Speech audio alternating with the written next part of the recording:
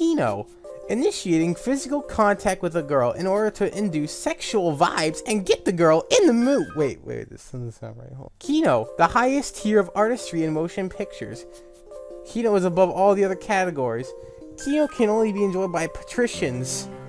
Plebeians aren't ready for Kino, as they would have trouble picking up on the subtle sociological themes and masterfully executed and intentionally mistransmitted messages that always seem to fly right over lesser minds undetected. Although this definition says that it's mostly used for films, I believe that we can use this word Kino for other mediums. Like, have you ever just played a game and you get to a point, or you have to ask yourself, well, after like a moment happens, you gotta ask yourself, was it Kino, you know?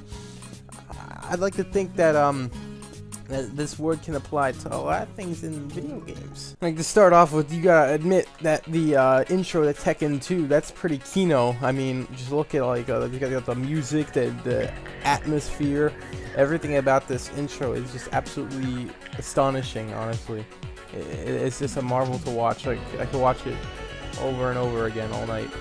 It's such a great intro for a game, and it just gets you ready for what you're about to play, you know? I don't think any other Tekken intro compares to this one.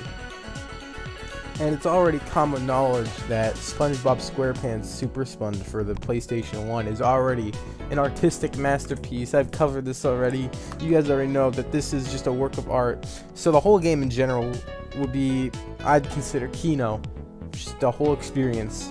A game I've recently played was Sea of Thieves, and although, you know, there's a lack of content and it gets kind of boring after a while, there is something that's really Kino about sailing out in the seas during the sunrise, and you take out your little hurdy-gurdy or whatever the fuck it's called, and you just play that one song. You know the song I'm talking about, guys. You know the one.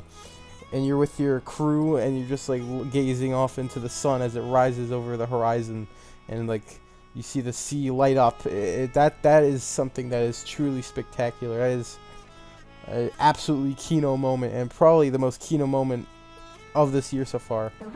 If you ever played any good Mario game like Mario 64 or Paper Mario: The Thousand Year Door, then you will know that the endings to those games are absolutely Kino.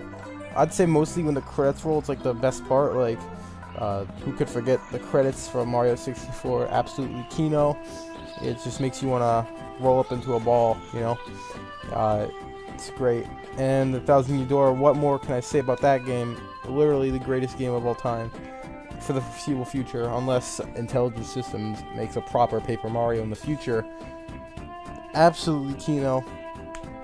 Gotta love it, guys.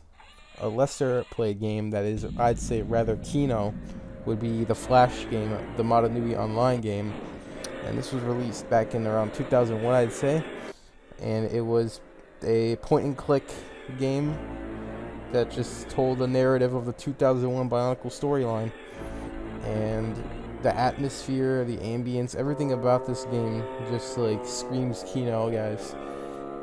If you don't even like Bionicle, you should give it a try. You might even get into Bionicle after playing this. It's a great experience. Everything about it's just a work of art.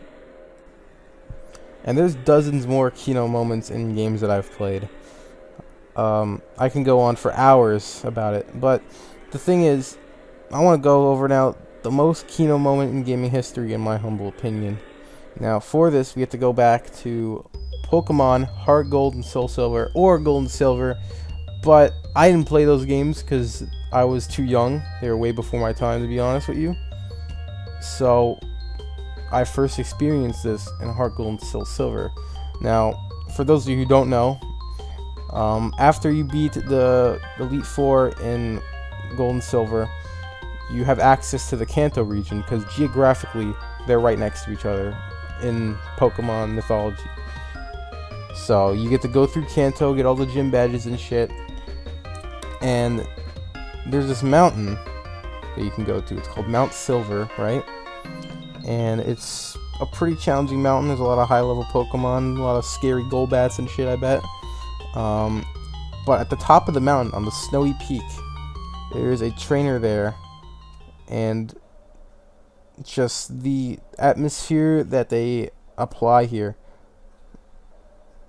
just a build up to as you're walking down this peak, and you see who's at the edge of the mountain, and you talk to them, and they don't say anything to you, and a battle just starts, and you just know that something's not right.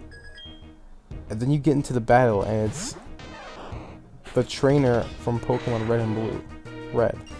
That's pretty fucking Kino, and the fact that he has this amazing super team of level 70s and shit, that's fucking insane. And I shit my pants as a kid when I first played through this. Absolutely breathtaking, and I don't think anything could ever top that. That's just too special. Nothing could top. Wait, no, you forgot the Master from Fallout 1, my favorite video game.